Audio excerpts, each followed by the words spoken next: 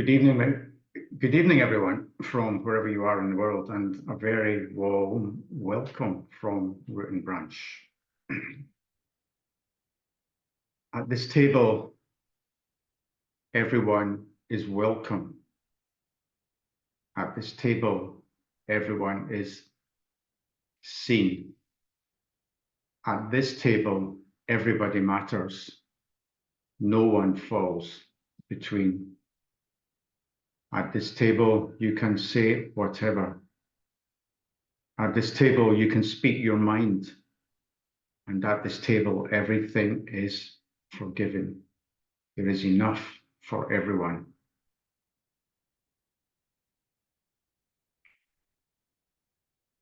The door is always open.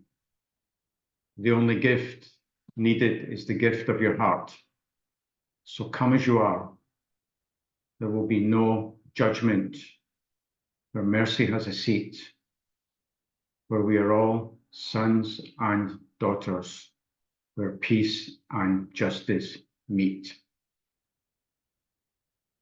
I will now hand over to Sue, who will introduce Sherry, our speaker for this evening.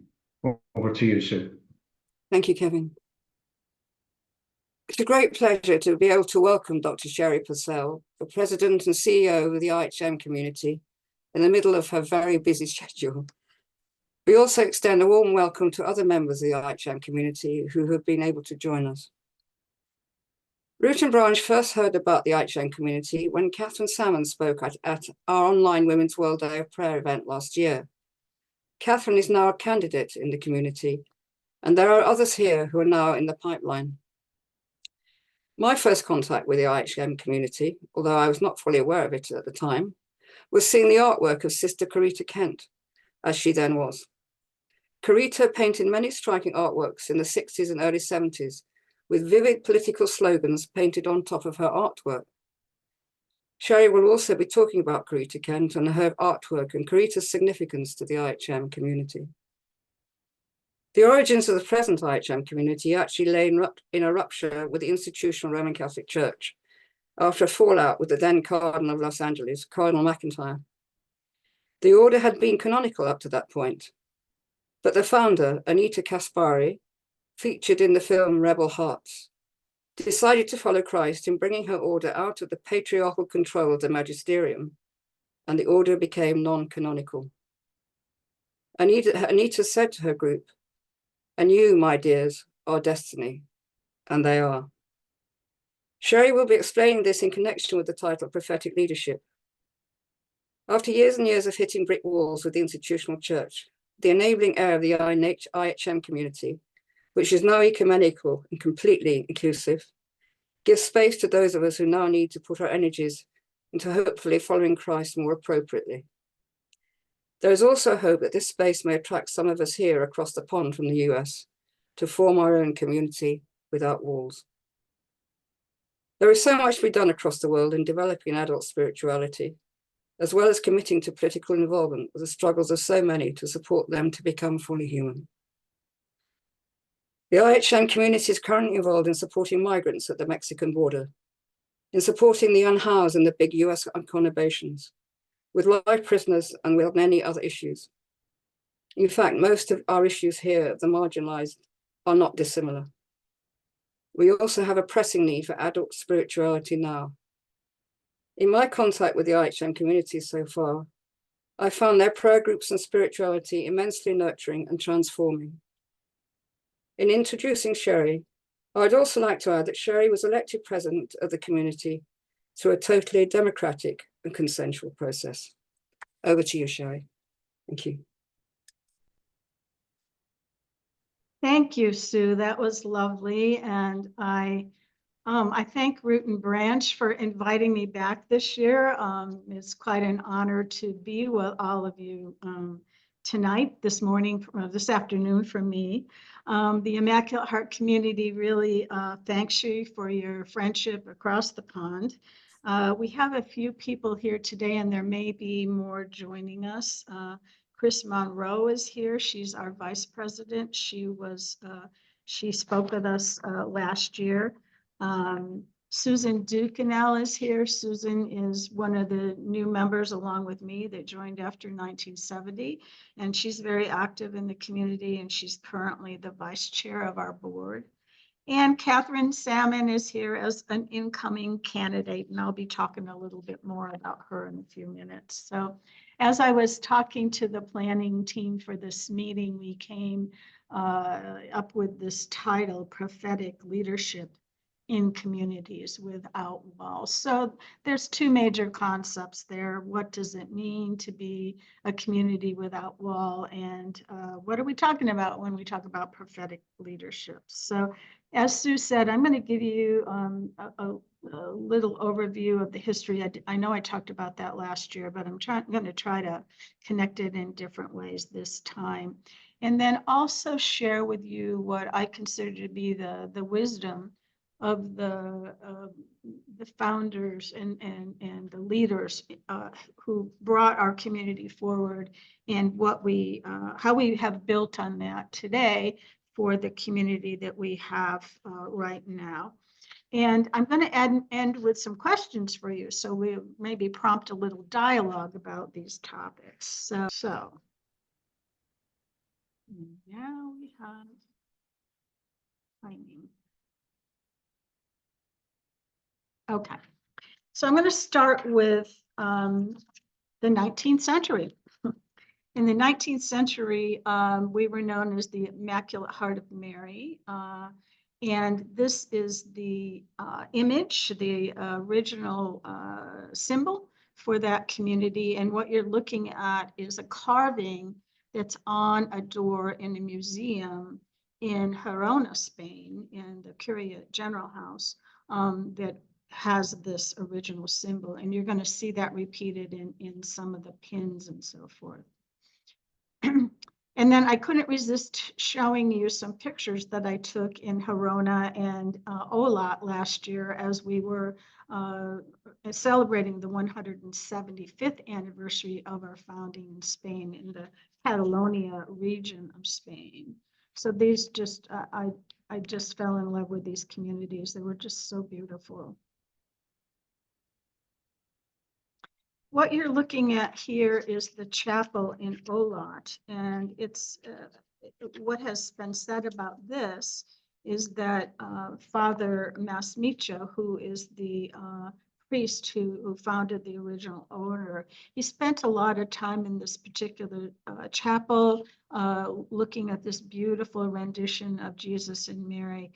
And he was very concerned at the time in the mid-1800s in that area about the impact of the Industrial Revolution and the Spanish Civil War that was ongoing on the people in his parish. And so he looked around and saw, you know, the suffering, and he was particularly attuned to the suffering of women. And at that point, women were not allowed to be educated. And so as a result of his prayer work in this chapel, he founded the order in Olat, Spain in 1848. I use this little book that is available to us here. I don't think it's in publication anymore, to kind of really understand some of that early history. And this writer conceptualized the spirit of the founder in these ways. And he said that, you know, what he was about was education, especially the education of women. And so he actually started little schools in people's houses and brought women in. It was nothing that was approved by the hierarchy or anything like that, but he had people educating women to read and to write. Of course, they used the Bible, and they were about apostolic prayer, apostolic spirit, and of course, the missionary vocation was also a part of what Father Masmicha envisioned for this group. They eventually went on to be a canonical order. And in 1871, he sent 8 nuns from Spain to California. And for about 100 years, they really thrived in California. They had it rough it was rough for them when they first started because they were sent to a real rural area that's still rural today.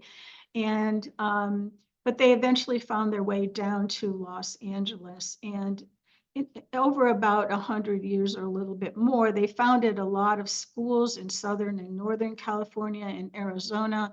They set up hospitals and were very successful. It ended up being very successful.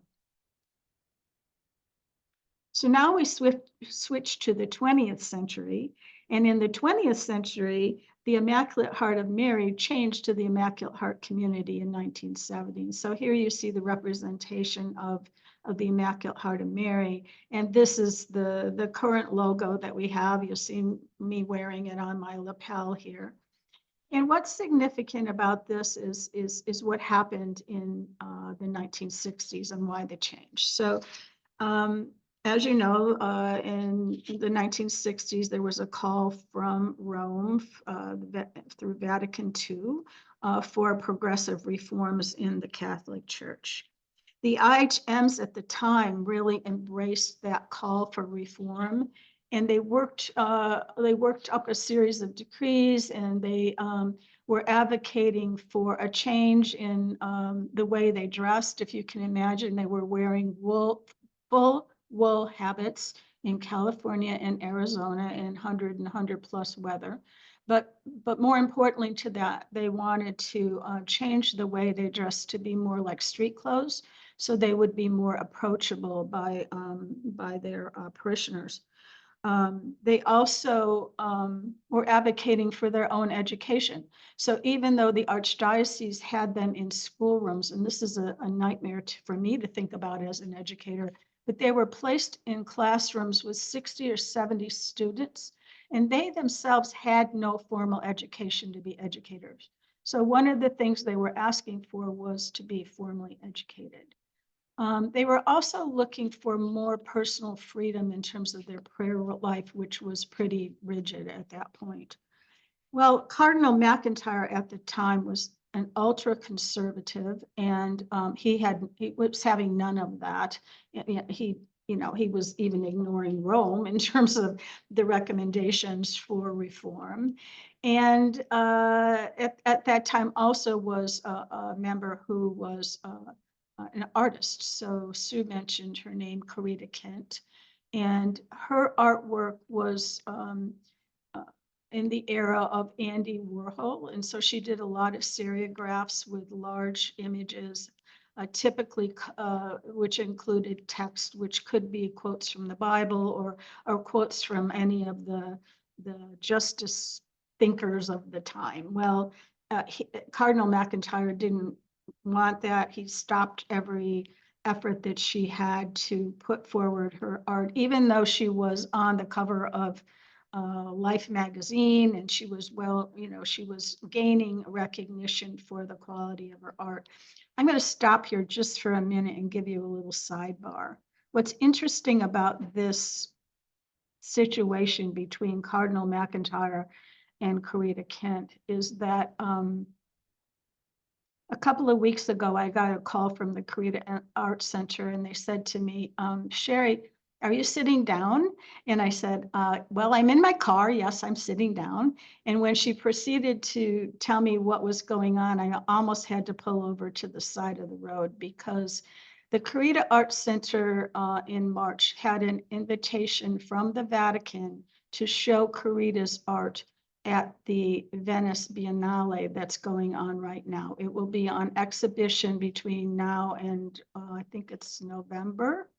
And the particular exhibition is in a women's prison, which I think is quite wonderful in the sense that the Corita Art Center team is able to go in, not easily, but they found a way to go in and work with art, work with poetry with the women in the prison. So that's a little sidebar in terms of, that was Cardinal McIntyre's sense at the time, and now the Vatican's actually recognizing Corita for her artwork. And my little joke is that Cardinal McIntyre is probably turning over in his grave, and Corita's doing a happy dance in heaven. But anyway, this whole thing became very contentious over a 2 or 3 year period, and it's very interesting to read the letters that went back and forth between Anita Casper, who was the Mother General at the time, and Cardinal McIntyre.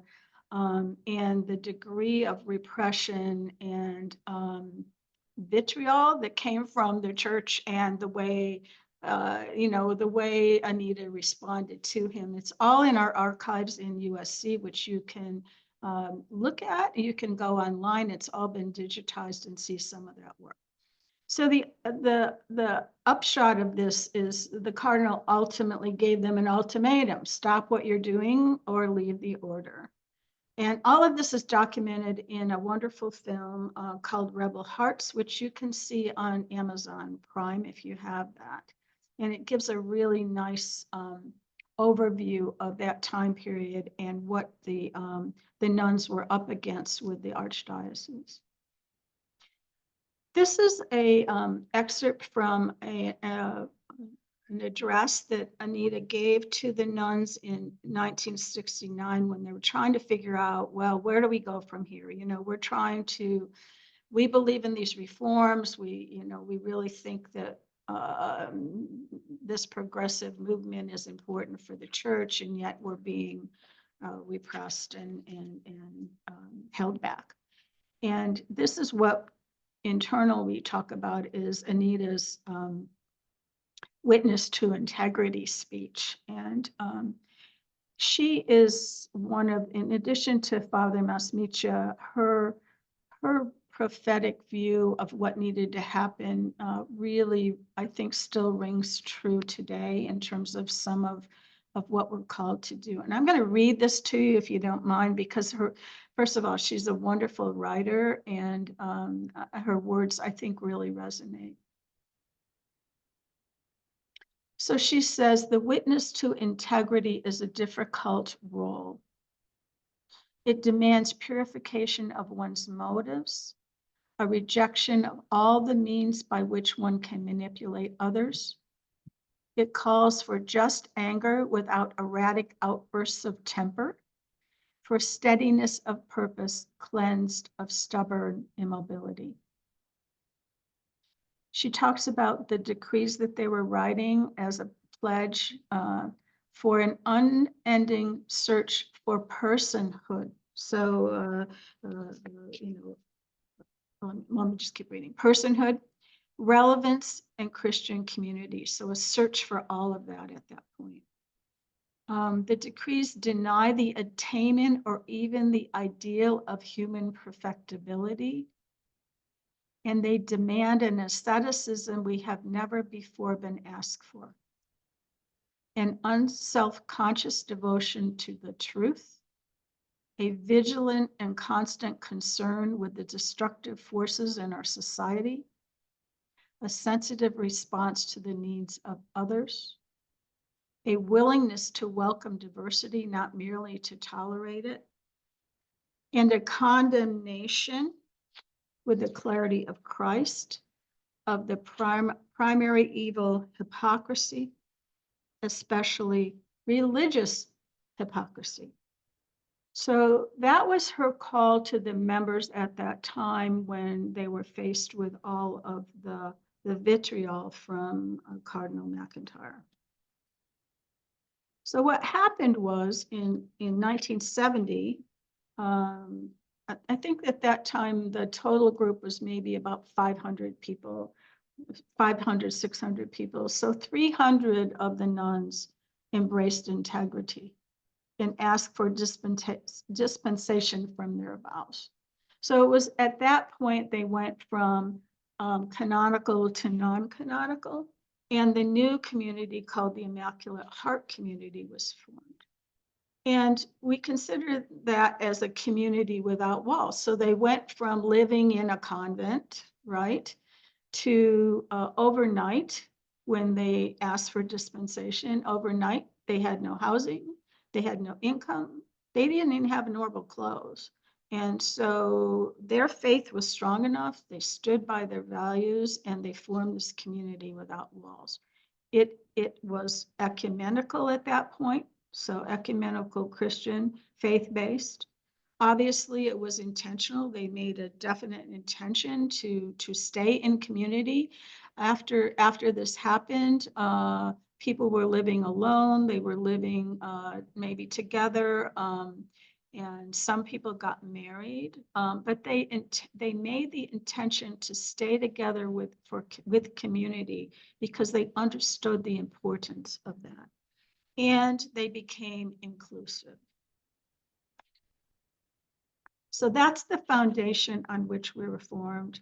Oops, sorry, I missed it. And this brings us to the 21st century, Immaculate Heart Community. That's what we're known as today. Our logo is the doorway to the world. And I was thinking about that as you were reading the opening reflection. And what did I write down that it said? So can I go back to that? You called for, come with your open hearts, and that's the gift that you can give. And the doorway is always open. I found it. The doorway is always open. This is what I heard. The gift is the gift of your heart. So clearly, we're in synchronization in terms of our thinking about what your group and our group are doing here. So in the 21st century, this is what we look like today. We have 97 members, 7 candidates. So that's the group that Catherine is in. New members are accepted annually after a 2-year candidacy period. And this is how we carry through the intentionality of the original group, in the sense that we don't just take people off the street, they come and say, hey, I want to join you. No, there's a period of discernment and a period of education and a period of learning about who we are. And that takes some time, and it takes discernment for the candidates. So they discern, the community discerns, and they come on board after 2 years. We're men, women, gay, straight, married, single. We have members in the US and Canada, and hopefully in England pretty soon. We organize ourselves in prayer groups.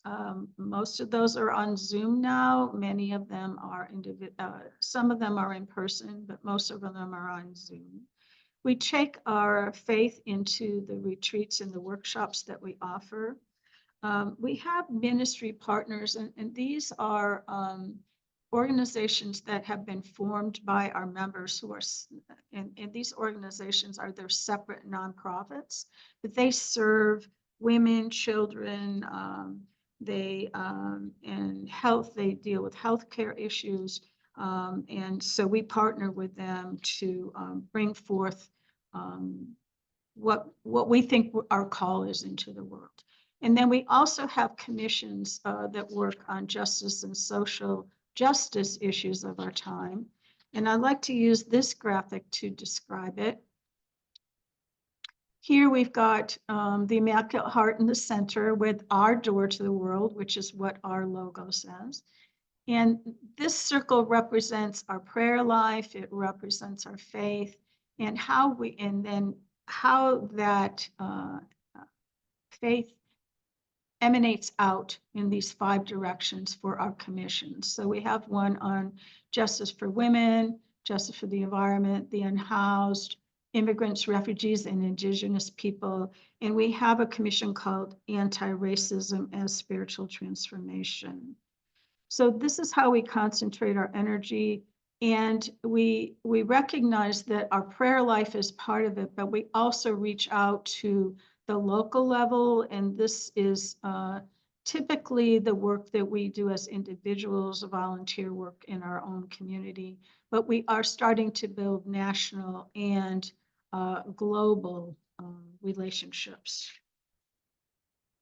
And so this is a favorite picture of mine. You know these people. So our stepping out last year to connect with Spirit Unbounded, and I think I saw Penelope on the screen, and I hope I saw her.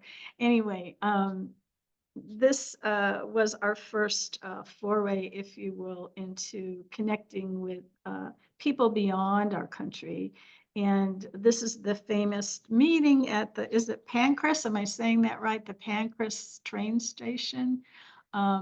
My colleague and I were in between meetings when we went to Spain, and we had about, I don't know, an hour, 2 hours. And so we arranged to meet with Claude and Penelope and Sue at that station. And so that again was our reaching out and trying to expand our horizons in terms of who we were connecting with. And then, of course, we visited Catherine in her classroom at the Sheffield School, Girls' School. So now I want to switch gears a little bit and talk about elements of prophetic leadership. And I think that what I'm trying to weave together here are some concepts of the elements in which we were formed by Anita Caspary and Father Masmicha, and how that's brought us forward in the world today. So if we look at what was, and as you're listening to this, I'm just asking you to think about what kind of commonalities across these might lead us to some understanding of what the elements of prophetic leadership might be. So looking at the spirit of our founder, Father Masmicha, you know, he was focused on education, especially women, apostolic prayer, apostolic spirit, and this missionary vocation. Our work is reflected today reflects that original spirit today, in that we also do education through our commissions, our workshops, and other activities that we have. In terms of prayer, you know, we have a gospel orientation to everything we do. We don't follow any one denomination, and we bring in prayer practices from other faith traditions also. So we have some liturgical dance, sometimes yoga, and so forth. And then we're not missionaries, but we do feel like we have a call to outreach. And so, yes, we're outreaching to those of you in Europe. We also have formed a partnership in Malawi, Africa, to educate young women in that country.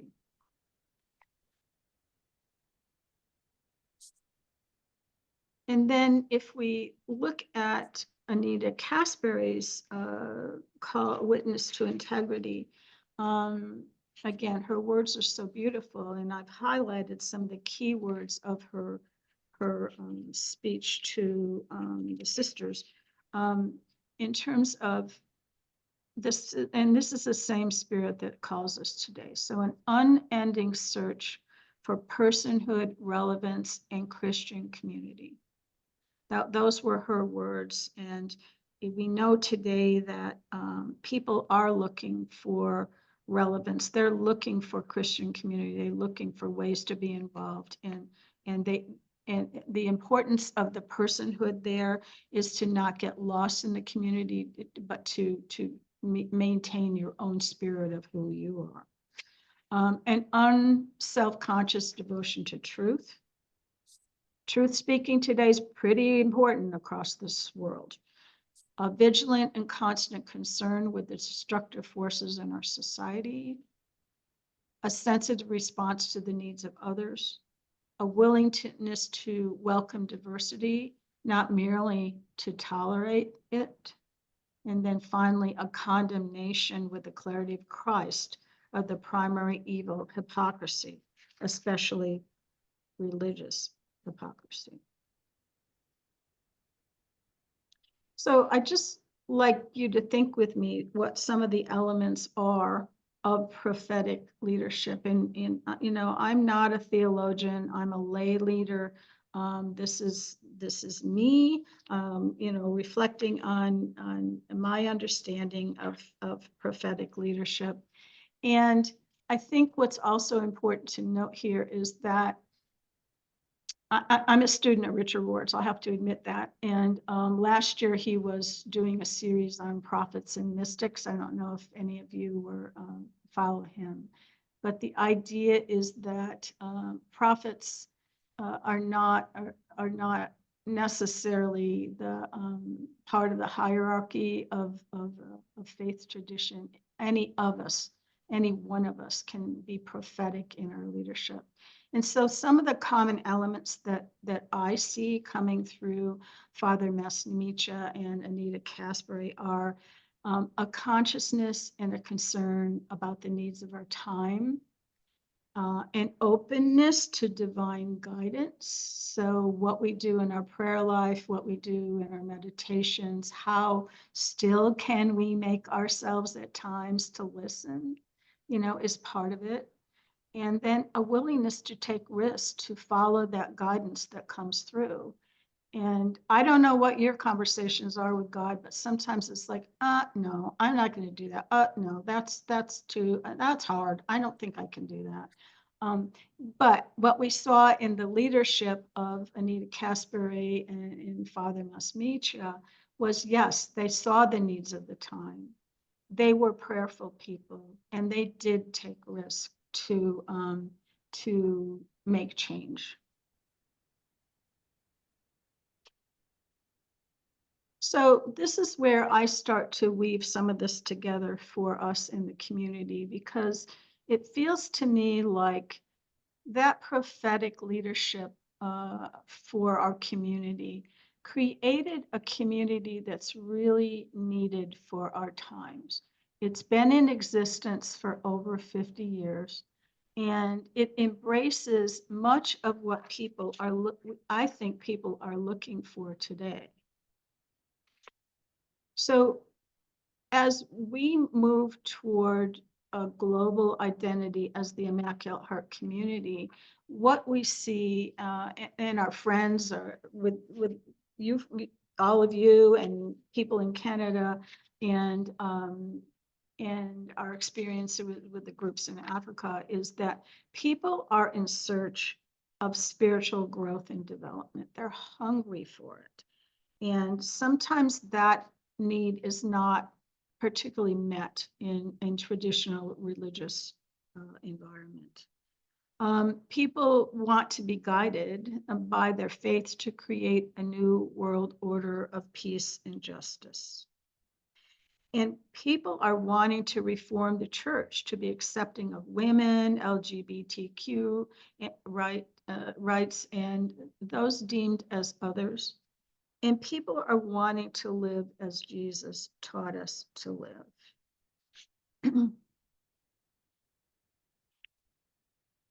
So I have a couple of closing questions for you. Might there not be a call right now for a global community without walls? So we're a community right now, we're together right now. There's a sense of community and joining together.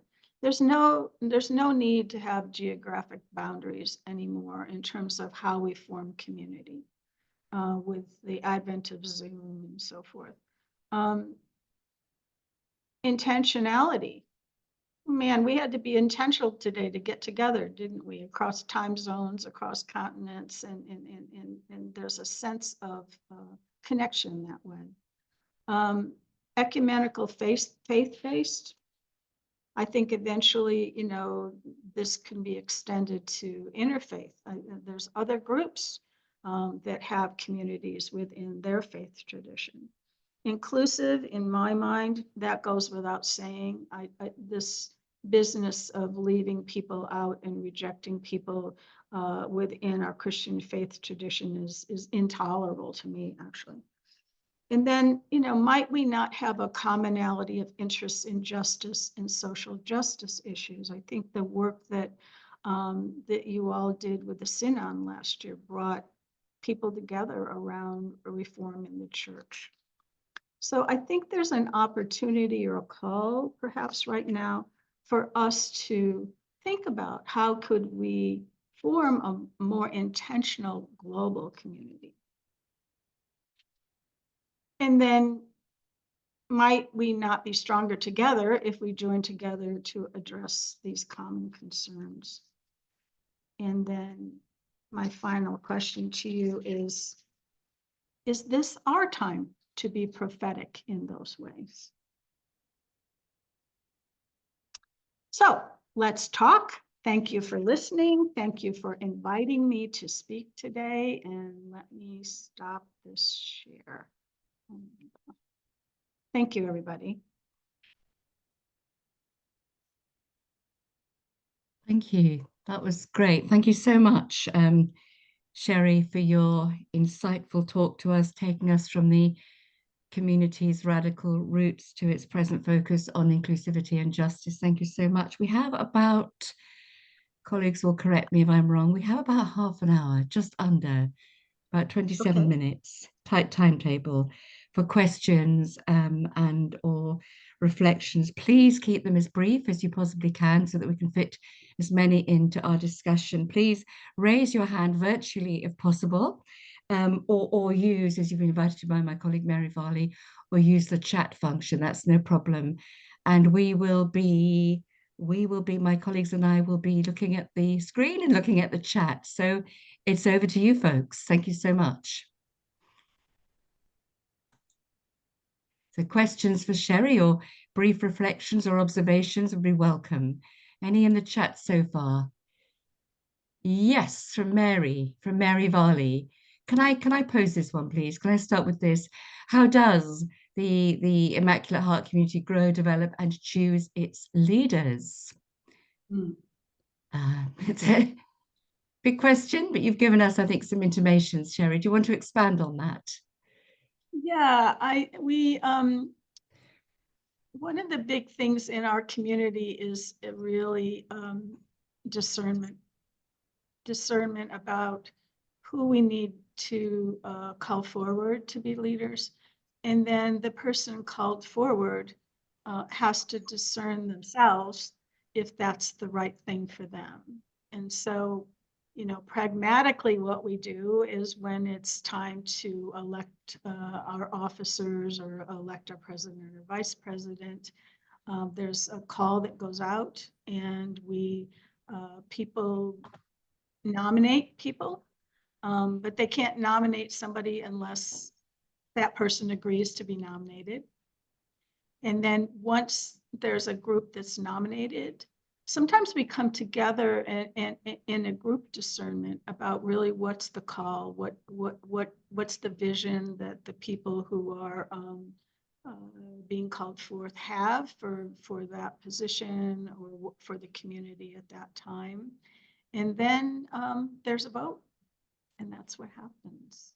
So again, I think it's really it's a lovely process in that sense that people really are asked to go within and think about the needs of the community itself. And then the person being called forth, needs to really sit with that to see, is this really the time for that person to come forward? Does that answer your question? Mary? I think yes. Yeah. I don't see. Sherry, maybe you would add, how do you ensure then that your the people that you elect to come forward, how do you ensure that that's inclusive, that it's representative of the community, racially, gender? There's no way to ensure that per se, is there? But, I think there's wisdom in our membership in terms of what the needs are for our times. And my experience of that is that's part of the discernment, that people have. And it's I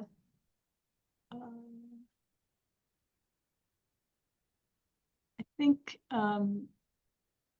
there's a lot of layers to that in our community in terms of who is canonical, who's post-canonical, some, some of the, we are racially diverse, but not as much as we probably need to be. But my observation is that people are readily considered and are brought forward for that when the time seems right. We do have gender inclusivity too. I don't see that as a barrier, but it might have been at one point in the history. I'm not sure what went on with that. So it's something that we seem to be able to work through. I don't know, there are some members here that I don't know if any of you would like to speak to that point also. Raise your hand if I didn't do justice to that answer. Thank you. That's a great invitation. Any of Sherry's colleagues who could respond to that, expand on that, talk from your own perspectives and experience? I say Chris. Chris is the vice president. Yeah, Go Chris, for it. please. I'll just say a little bit more of my experience with that. The fact that based on our history and the honoring of as Sherry said, the wisdom of the individuals and the whole. If you looked at an org chart, of our community, at the top is the assembly, and the assembly being all the members gathered, and we gather at least once a year, and we do trust, that gathered wisdom to guide us, through, and we trust Spirit to guide us, and we've become a little bit more requiring people to, when they agree, if someone has nominated them and then they agree to to run for whatever the office is, that they do submit a resume and what they feel are the skills that make them qualified for that position. So it's a combination of trust and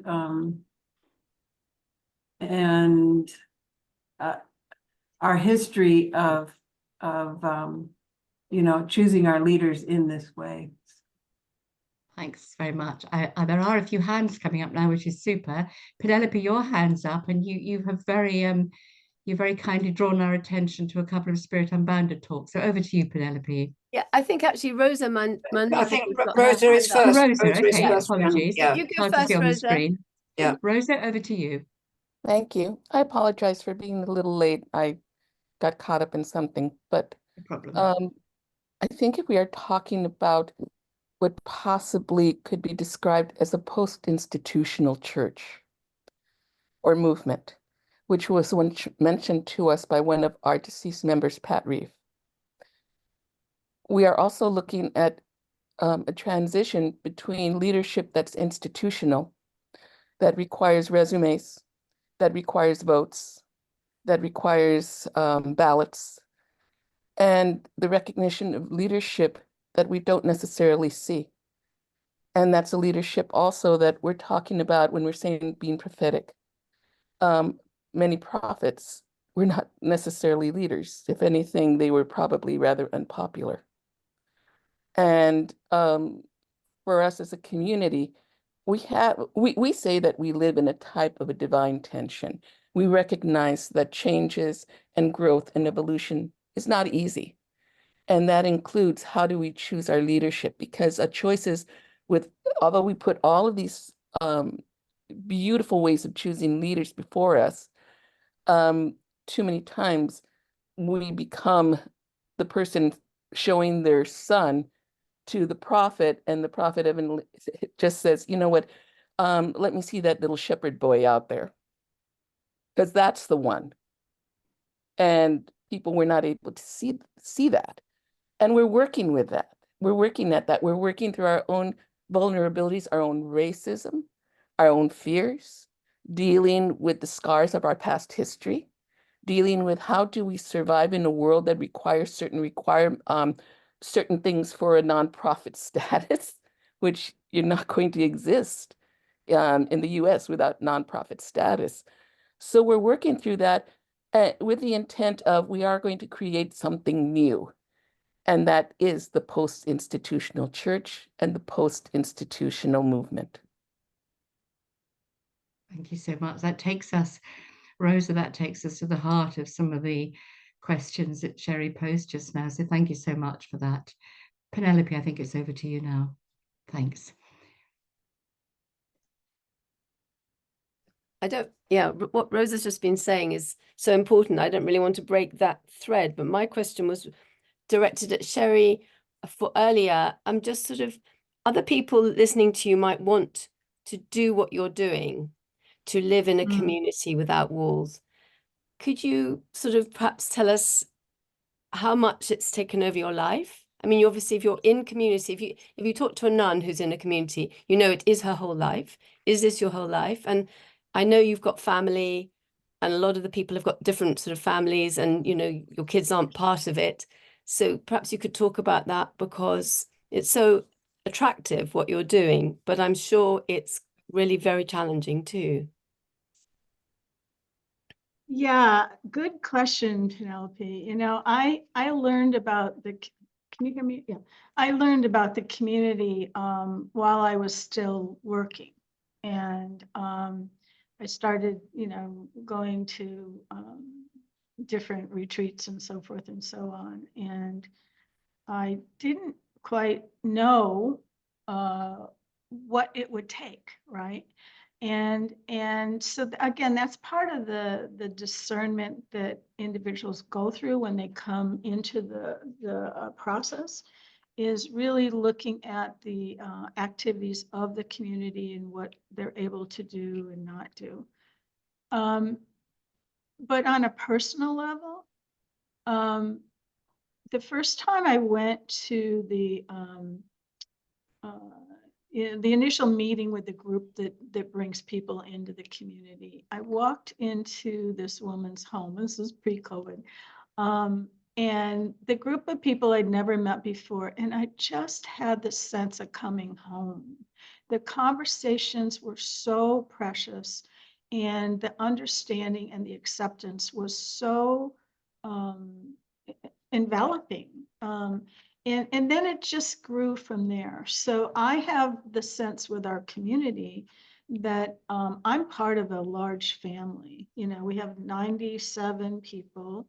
About half of them are still our original members. They're still with us in their late 80s and 90s, and tremendous wisdom. And you know, you get, unfortunately, many of them are passing now. So there's a real closeness in learning how to die with grace. I mean, there's a learning that goes on there with that. But there's a connection to folks on a spiritual basis. You know, many of us are part of the same committees and doing the commission work. And so we join together in ways, the way we can. You know, not everybody can do everything. Some of our elders, you know, their contribution is their prayers. And man, they got a prayer brigade going there. You need some help, you call our sister, our women at St. John of God, that's where they live. And, you know, they're right on it. And so it's a lovely, lovely experience. And I'll just share with you, before I found the Immaculate Heart community, I was in kind of a dark moment of my soul. And I popped into different churches. My background is in the Methodist church. I was raised in the Methodist church. But I was testing out everything, right? And I just wasn't getting a sense of welcoming. I wasn't getting a sense of embrace in that way. But when I found the Immaculate, and so I was praying, you know, God, I need to find a group of people, like-minded people who you know, share my faith tradition, who are, you know, wanting to be active in their faith in terms of justice and social justice issues, people that are fun and like to travel and that kind of stuff. And I wish I could find my journal when I wrote that down the first time and started praying in that way, because I'd be very curious to know, because that prayer I realized was answered when I was introduced to the Immaculate Heart community. It just kind of fell into place for me. So it's a loving environment. I won't, we're like a big family, and I won't pretend that we don't have our tensions and our issues. We do. But I think one of the things about the community life is that we really try to hang in there together when there's issues. We engage in contemplative dialogue, and we, carry a basic respect and love for each other, to try to work through whatever comes up. And, to me, when I talk about our community being prophetic, or, it was, in my mind, it was prophetic that the community was established 50 years ago. So we're ready for this time. All of the tensions in the world, all of the divisions, all of the, exclusivity that goes on, we have an alternative to that can supplement, people's religious life in other ways. Many of our people still go to mass. People belong to different kinds of churches. We're not a church, but we offer an opportunity for people to pray together, to work together, and to be together in a supportive way. I hope that answers your question, Penelope. So in terms of, has it taken over my life? Probably in the same way a family does, right? And now that I'm president, it's pretty time consuming, but I think, it becomes part of the fabric of living for me, and a valuable piece of it. Thank you. And just, is it, how many years is it that you are doing this? You do it for a certain number of years, don't you? Do what? Lead. I was elected for 3 years, and I'm about a year and a half into it. And if I discern that I'm going to run again, I'd have another 3 years, and then that would be my term. Same thing. Same thing for Thank you. Chris. She and I both came in at the same time together, and we're so grateful that we did, because we're very simpatico. So anyway, other questions? That's great. Thanks. Please keep raising your hands, folks. But we have some really interesting questions in the chat, and I think one actually, the next one leads directly on what you've just been talking about, Sherry. Mary, would you like to introduce that question? Thanks. Yeah, we've about 3 questions that I'll try and link together. Thanks. Helen's asking about, could you explain your concept of prophetic? And Anne wants to know how the Catholic hierarchy react. What do they make of your prophetic mission? And David is saying, have you made any submission to the synod? And would that fit with your idea of prophetic leadership? So, as I told you, I'm not a theologian. I'm a lay leader. I follow Richard Rohr. I've done a lot of, introspection. And so, my definition of prophetic, I was trying to hint at it in my presentation, but to me, it's having the ability to, again, recognize the signs of the times, and man, do we have a lot of signs to look at in these times, right? Recognize the signs of the time, and then go inward with the prayer life and your meditative work to listen for what the call is for you, and then be willing to respond to that. And I think that's what I see with Father Masmicha, his work in that little chapel with that beautiful statue. And certainly with Anita, she was, very prayerful woman, and she was the, you know, a beautiful language, you know, in terms of calling forth people to really stand in integrity, and that's what she did. So to me, you know, being prophetic again is answering that call and recognizing that, you know, we have modern day prophets. You know, these are not, you know, and that's the influence that Richard Rohr's had on me, and he, you know, had that series last year on mystics and prophets, and recognizing that it doesn't need to be part of the hierarchy. We're all prophets. We can all be mystics and prophets if we have intention and we, you know, engage in our prayer life in a way that's meaningful, and then be willing to act. You know, and it's risky, right? Sometimes the direction from God is not what you want to hear. And then you have to be really faithful to that. You know, it's like, I don't think I really want to do that. Oh yeah, I think you're going to do it. So, so I don't know if, does that answer the question? Whose question it was? Chris has got her. Could you perhaps add, Sherry, someone was asking, what does the Catholic hierarchy make of the community? Do they see you as prophetic? Chris wants to answer. Chris, you're muted. So she's my vice president. We came in together. So we're partners in crime over here. Thank goodness we are. Yes, absolutely. One response has to the hierarchy in the Catholic Church is that this Saturday, we are co-sponsoring a workshop with Joan Chittister, and we are co-sponsors with Los Angeles Sisters Aging Well, who represent all of the canonical orders in the LA diocese. And we are the only non-canonical order or organization, you know, that partners with them. And throughout the years, from the very beginning, as an example, Joan Chittister has given us such support in terms of what we are doing in leading an alternative, you know, to the Catholic Church, and she encourages us tremendously.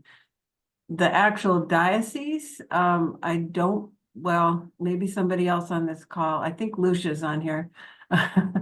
The diocese, we don't have so much partnerships with, but I really see that as a sign of support that, you know, we're the only non-canonical who's part of this Sisters Aging Well.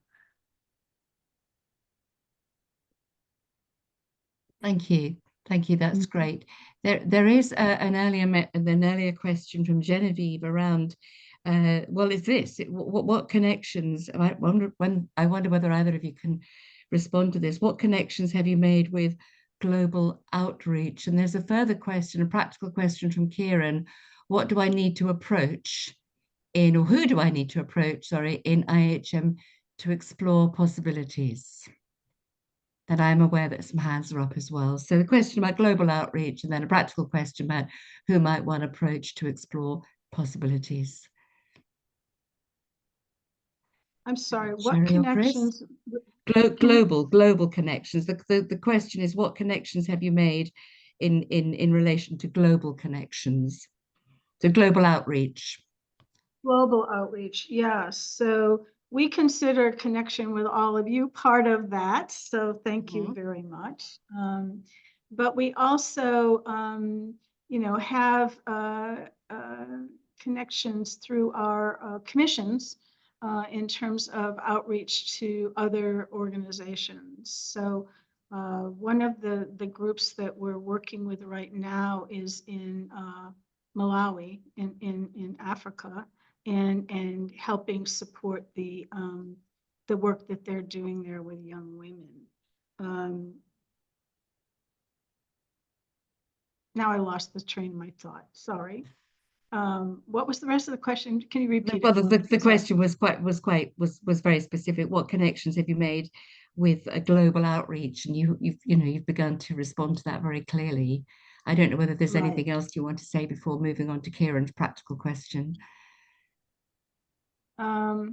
Nothing's coming to my mind right this minute, so Okay, sorry. okay, Chris? Or Actually, I might ask Susan to expand on that, on our global connection. Susan Oh, Chris, I Duquesne. knew you were going to call on me. Well, hi, everyone. I'm Susan. Hi. I'm in Los Angeles, California, and I do know Sue Williamson. Hi, Sue. We've met many times on Zoom, and of course, Catherine Salmon. So I'm going to go to the practical question, because if anyone is interested in possibly, finding out more about becoming a member of the Immaculate Heart community, I am on the invitation committee. And so we do have Zoom meetings, and Sue has been to many of those. And we also have prayer group meetings that we can invite you to. So just, let me know and we can send you the contact information for that. We do have our next retreat for interested persons on Zoom coming up, I believe the last Saturday of this month. But anyway, I just wanted to say a little bit more about the Women's Commission and our work in Malawi. So there is a group in Malawi called Otakaraka, which was started by Ida Paliwa. And Ida Paliwa runs this group of volunteers that has been able to educate young women in Malawi. That's just been phenomenal. And so we were able to give them a large grant last year to support that. And we're continuing their the work with them. And we just met with the Malawi ambassador just a couple of weeks ago, and are just really excited that Ida is going to be coming again in September to do some more work with us. So it's an ongoing partnership. So we'll keep you posted. Thank you very much. And by the way, everybody please pop into the chat, because there are some, not so much questions, but there are some really interesting observations and reading recommendations. Kevin, your hand's up. Yeah, I've been. Hi, Kevin. Hello, everyone. Yeah, I've been very much inspired by your talk, Sherry. It ticks a lot of my boxes: community without walls, inclusivity, religious hypocrisy, ecumenical, working post-institutional church, and on and on. It seems like the key thing that's coming through to me, and it comes out of your logo, is you're not finding God inside the building on a Sunday, but it's looking out into the world. Right? And that's been my experience too. I didn't quite get what you were saying, Kevin. Can you say that a little louder? Yeah, we're just saying, right, a key point that I'm getting from your talk was that you're finding God and meaning and community by looking out into the world, finding God outside of the world.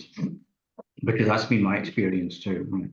I think the days of trying to change the church are more or less over, and younger people have gone. Right? We just have to face it. It's kind of over. It's like a grieving process. That old church is gone. So it's good to hear words like post-institutional church. But my question is, because all the young people have gone, but there's still, I think, people of faith. They're still concerned about the environment and refugees and so on. They haven't lost their faith. But do you have many young people joining you in the community, or are you all of a certain age group?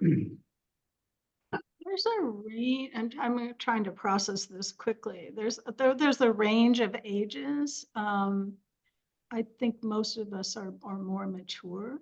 I don't know. I see Rosa on there. Rosa, do you want to say anything to that in terms of young people joining us? Help me there. I wasn't prepared for that when I was actually going to talk about I'm global sorry. outreach, but I can mention that one of the things with young people is that many times I've observed they're not interested in our history. It's nice, that's what you did, but what are you doing today? And so the call is for being a real presence that goes beyond making monetary donations, that goes beyond signing petitions and letters, a real presence where we are needed. And our commissions are working on that. And that is a challenge because, again, some of us sometimes have a hard time getting out of bed in the morning in order to be a presence at places. but we're working on it. And it's through that presence we get to know young people. And although they may not be formally members and go through the whole process of filling things out, they become a presence. In our high school, the influence that we have had and the presence with Immaculate Heart High School, it's out there in the world. Meghan Markle was one of our graduates from Immaculate Heart High School, among others. Alverno Academy, we're becoming a presence there. There's a school called Dolores Mission. We have become a presence there. And so, although there may not be formal membership, when we're talking about influence and being an agent in the world, and that is tremendous. We go out and mention ourselves, and it just blows us away that people who are 50 and under will tell us, oh, we know you. I went to a workshop, a retreat, a class, something, and it influenced their lives. And so as far as, do we have younger faces in the crowd? Not really. Do we have influence with them? Yes, we do. Definitely. And I think that's the whole point. The whole point, is that we are the old person planting a tree and we may not eat the fruit. It doesn't matter. It's going to be fruit and it's going to spread. So. Oh, Rosa, that is inspiring and so true. Thank you so much for that and giving us all lots in our other movements, lots of encouragement. Chris, did I see your hand up just now? Yeah, just real quickly, we've been using words like we see ourselves as bridges, as conveners, connectors. So we might not be able to always be out there on the picket lines, although we have a member who's 90, what is Lenore? 93 or something, who is on picket lines for real. But anyway, that we offer education, we offer retreats, and that can touch people's lives. And like Rosa said, they might not become members, but they go on to make a difference in the world, having been exposed to, what we offer. I'm going to give a real quick example. So we call them lunch and learns, and we have these once a month speakers who talk on different mostly social justice issues. And a woman came who is very involved with prisoners and people who have been released from prison, and they have a ministry of eliminating tattoos. And there were 2 young people who were at this talk who are medical students at UCLA. They were so inspired that they went and took a class on how to remove tattoos, and they're now working with that ministry. So, we feel like our work is equally, besides being the boots on the ground, being the connectors, the bridges. So. Thanks so much. Chris is our vice president, by the way. I'm the president, she's the vice president. We're partners in crime here. Yeah. She's on so many IHM voices on this call. What a treat for us. There are a couple more points, observations, quasi questions in the chat. Mary, I don't know if you've had a chance to look at those recently, but I just wonder whether there's anyone else from any other hands up that I might have missed. We have about 3 minutes left to conclude this discussion. For now, I'm sure we'll resume it at another point in the future. Any other hands up? Any other raised hands? Quickies? No? Mary, have you spotted anything else from the chat, Mary or Sue? Yeah, I think let me highlight what Angela's saying, because I think it's so important for our potential. And she's saying that the sense of belonging that Sherry mentioned, finding with the IHC, is the same sense that she felt when we met at Spirit Unbounded in Bristol last year. We thank you for that comment. Thank you so and much. I'm thinking how much there is for us to learn and incorporate within the root and branch community from your experience and wisdom. Absolutely. Well, that sounds wonderful. I think that, you know, there is a call. There is a call for those of us who, you know, to come together. There certainly the signs of the times are pretty challenging, right? And yet we're a faith-based community, and I think that you know, I mean, that's part of, I guess, my challenge to you is how might we come together to do more in the world, right? And as you saw, we were a community with walls. You know, when we were canonical, and we were this community with walls. Now we're a community without walls, in the sense that we're all over the country. We're in Canada. Catherine's on the pipeline to come in, and Sue Williamson's an interested person, and so we are trying to break beyond, you know, those boundaries and say, can we be a global community without walls to bring forth the kind of changes that we all know we're being called to do? And if we could do that, how would we do it? You know, and so that's kind of my challenge to all of you today. You know, we're thrilled to be connected with Spirit Unbounded and to get to know Root and Branch, and I want to know more about you. But I think that is part of the prophetic nature of what's going on here, is that, you know, people of faith, people of goodwill, you know, this is an interesting time we're living through, and maybe there are ways to navigate this. We were so happy to connect with Penelope and Spirit Unbounded last year, and to have part of, you know, be involved in what was going on with the synod, and to have a role in that. But that shouldn't be the end of it. Let's think about other ways to join together, you know, there's power in numbers, if you will, and I think we have a role to play on the world stage in terms of our beliefs and changing some of the practices that don't serve humanity anymore.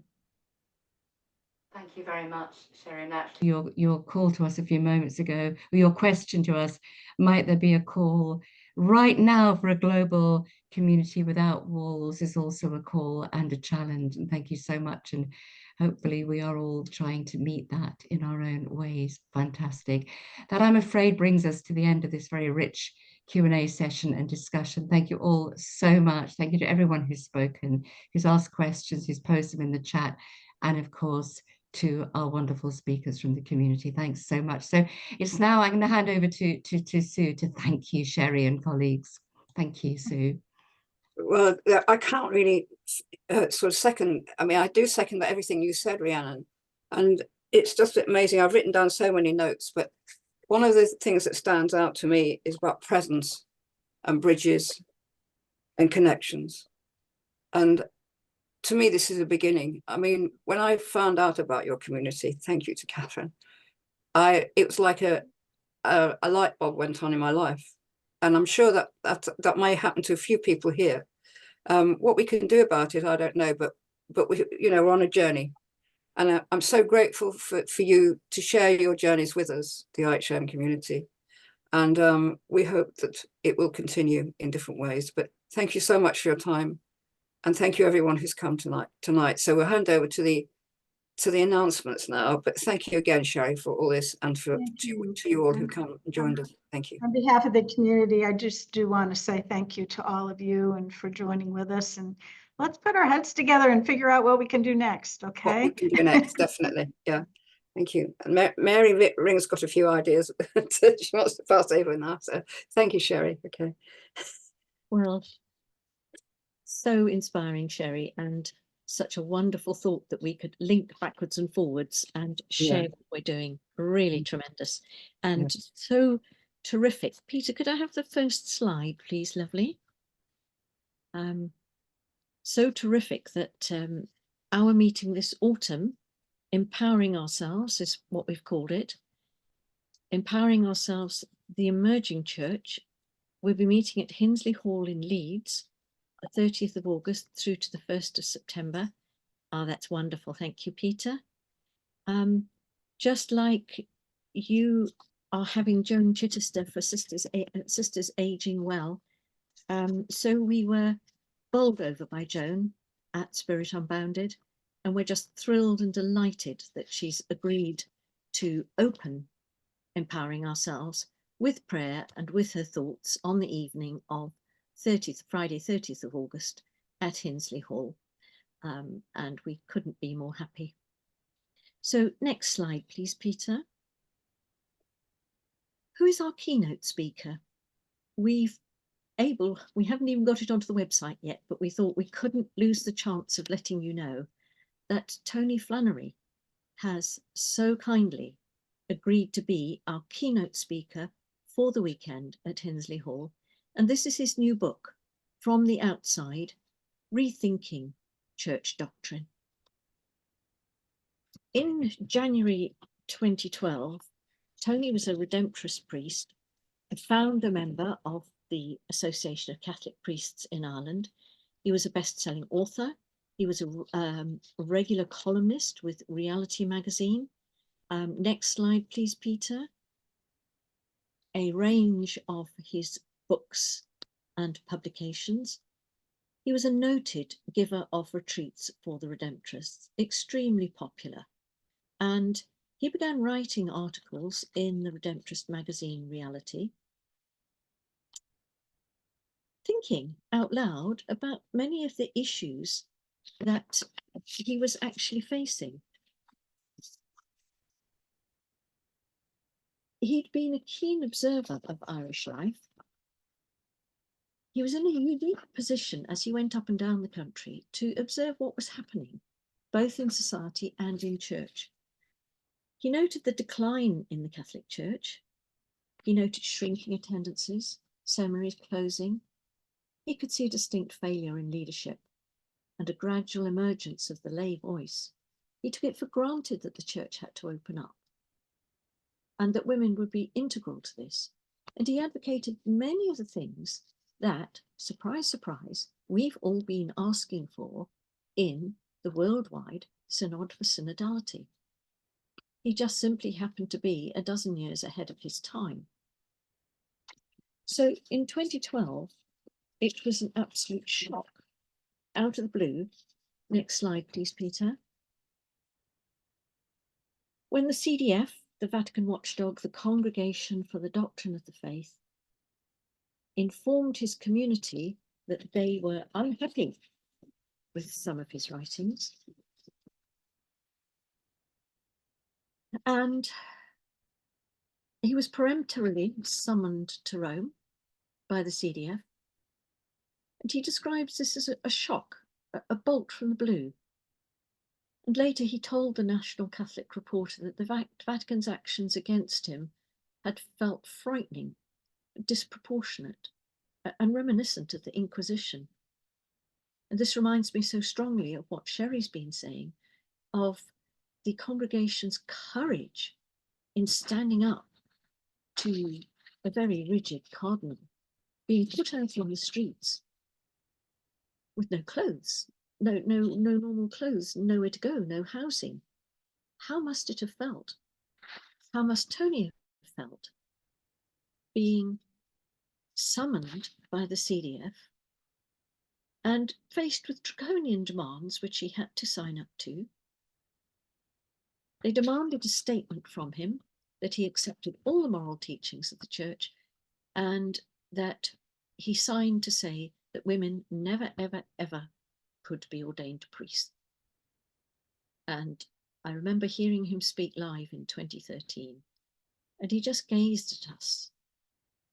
And he said, they wanted me to sign that women never, ever, ever could be priests in the Catholic Church.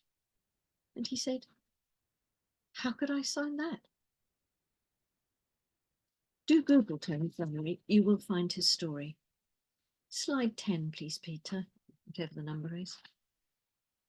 What is really striking on reading his books and his blog is the gentleness with which he recounts this decade-long injustice. There's no hint of rancor or vengeance or anger in his writings. he's instead taken his suffering and turned it into prophecy. And we in Root and Branch are just simply thrilled that he's prepared to come to us for the weekend, give us our keynote speech and be with us. Sherry spoke of changing some of the practices that no longer serve us. That's what we're going to be looking at. And some of the topics that he'll cover will be infallibility, original sin, sexual ethics, women's roles, Eucharist, ecumenism, and interfaith. Next slide, please, Peter. And this is very much what we have planned on the cards. We're going to also be guided by an expert psychotherapist to take a look at many of the beliefs that the church has instilled in us, many of us from our cradles. We particularly want to unpack some of the internalized fears and oppressions that we live with almost unconsciously, well, in fact, unconsciously. And we need to recognize them for what they are so that we move on. We very much are delighted that we'll have an opportunity to explore ecumenism, the Methodist concept of the open table. We're delighted that we'll have Dr. Heston Grunewald, amongst others. He's vicar of All Hallows Church in Leeds, full of enthusiasm and energy, such an inspiring person. We'll be taking a look at our own DIY communities, up and down Root and Branch. We know of so many of ourselves who run our own little groups, which are our support systems, our lifeblood. We meet each other, we grow, we learn. Many of us will be sharing at Hinsley Hall. It's a wonderful thing to look forward to. And finally, there'll be a lovely takeaway for all of us. Penelope referred earlier to Spirit Unbounded and the enormous work that it did in gathering voices. Well, we've been beavering away, and we've actually condensed a whole lot of the Spirit Unbounded 115 videos down into a starter pack of an access course. We're about to start trialing it. So if anybody thinks it would be fun to sit down and do over the next couple of months with a couple of friends, you still have time. And I think this is my next slide, Peter, to contact us. hello@rootandbranchsynod.org. It's all over our website, all over our MailChimps. Just drop us a line, and you too could join us in trialing this to make sure we've gotten rid of all the glitches. And then at Hinsley Hall, we'll be able to take everybody through it and give it as a goodbye present to take back with you.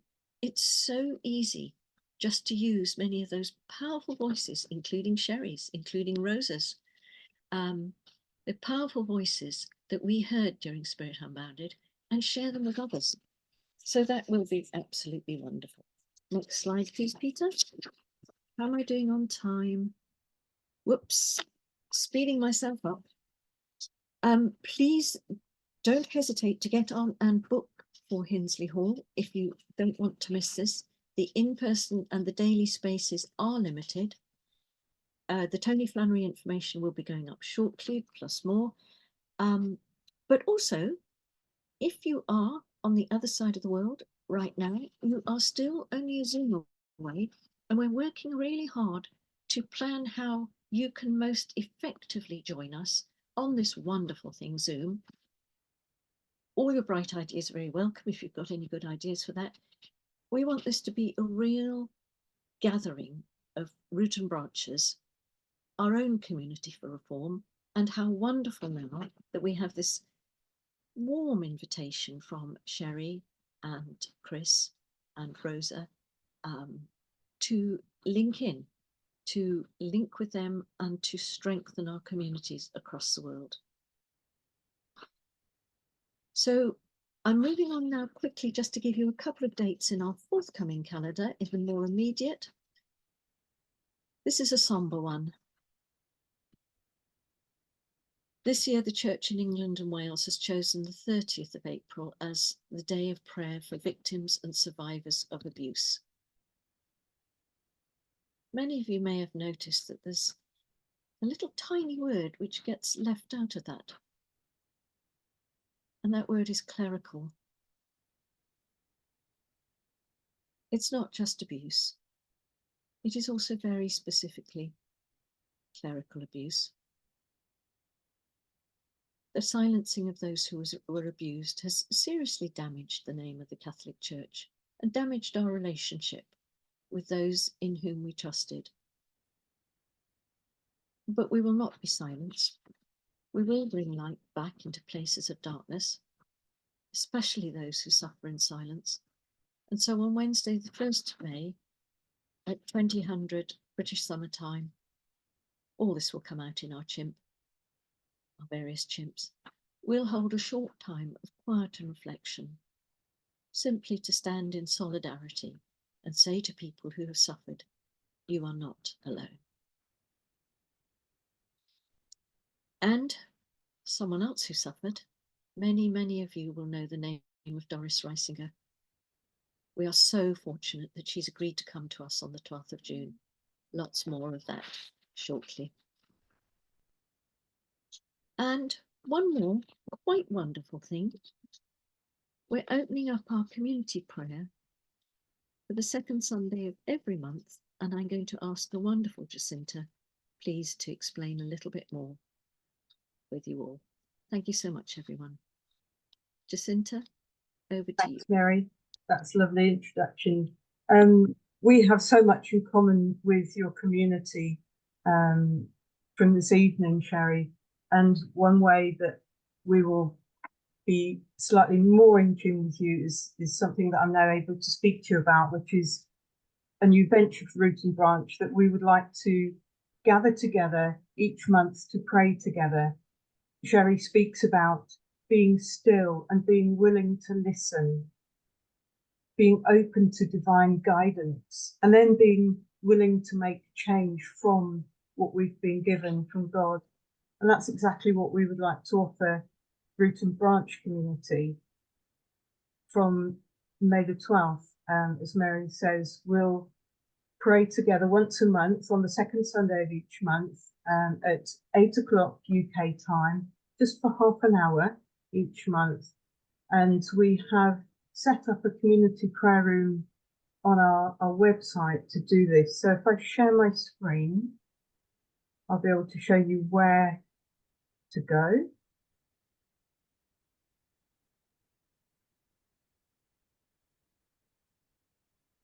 Okay, so this is our Root and Branch website. If you look at the top, the option of mission brings up the options of many things, and here it is. There's community prayer room. Simply click there,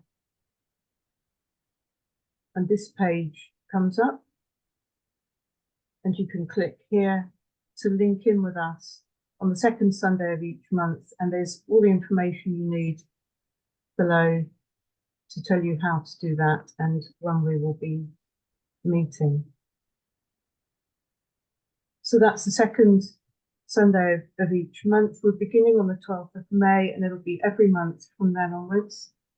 Although this is our Root and Branch community, anybody will be welcome to join us for this time of just quiet reflection and prayer. So if you know of anybody else who, even if they haven't been to any of our Root and Branch events, they will be welcome to join us if they would like to spend some time in this quiet reflection and prayer with us. Perhaps somebody who isn't able to go to church for any reason at the moment, bring them along with you. They will be very, very welcome. And let's hope we can have a global prayer community without walls. That's what we would like. So pop the date in your diaries. There'll be a reminder in the MailChimp. And I hope to see you on Sunday, the 12th of May. So we always begin and end our gatherings with prayer as well. So we'd like to end now with our prayer. So if we have those prayer slides, please, Peter. Come, Holy Spirit, breathe down upon our troubled world. Shake the tired foundations of our crumbling institutions. Break the rules that keep you out of all our sacred spaces. And from the dust and the rubble, gather up the seedlings of a new creation. Come, Holy Spirit, and lead us to places we would rather not go. Expand the horizons of our limited imaginations. Awaken in our souls dangerous for a new tomorrow. and rekindle in our hearts the fire of prophetic enthusiasm.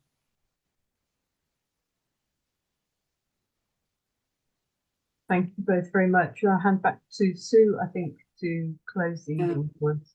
Thank you, Well, Sue. for me, I know it's been a very special evening, and I hope other people have found the same, and that we can stay connected with the IHM community, who are very inspiring. And thank you everyone for coming and asking some very important questions. And we hope we see you in different places, in prayer and in Hinsley Hall. So thank you once again, especially those who've come from across the pond, and many thanks to Sherry and everybody else. Thank you. Shem. Thank you. Okay, take care. Good night, everybody. Get on God with your bless. day. Good night, everyone. Or good day, everyone. Good day.